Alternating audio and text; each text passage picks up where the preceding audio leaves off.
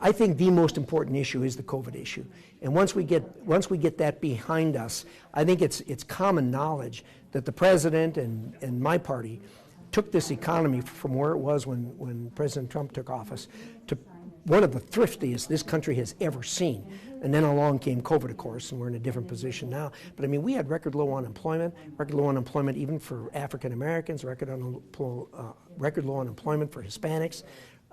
We had rapidly growing wage and salary increases, historical in many respects, particularly at the lower end of the salary scale. We want to get back to that.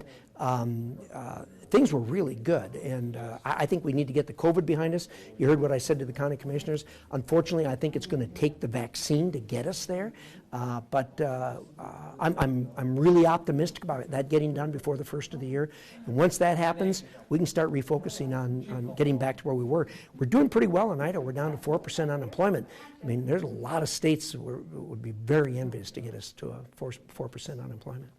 And what brought you to running for a re-election? I know you've been in term for quite some time, but what kind of gives you the energy to be able to, I want to run again and represent the state? Well, when I was young, I committed that I would do public service, and there's a lot of people who do public service. I mean, we had the sheriff here. I mean, people who were in law enforcement, the first responders, people who run local governments.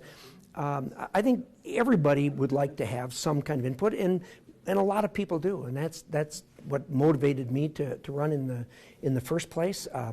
I started as a county elected official, and I saw some things I wanted to change in the legislature, and ran for the legislature, and it just kind of went on from there. So, but look, running a democracy, running a free country like we have, is a work in progress every day. It's like the laundry. It is never done. You have to stay at it. You have to be vigilant. Like Benjamin Franklin said, you have a republic if you can keep it, and that's an ongoing thing.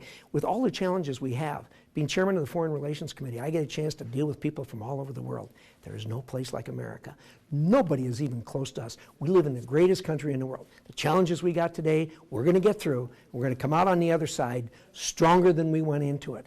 I have every confidence the American people, and that's who the power belongs to, will take us at the next step. We good? All right. I just have one more question. How will you manage community growth in the long run? Well, I think community growth is those two terms answer the question themselves. We should not be telling the community people how to handle things here in Pocatello, Idaho. You have a city council and you have a county commission that should do it. I guarantee you, I sit with some people back there who think they should be running the mosquito abatement district, all in their own states.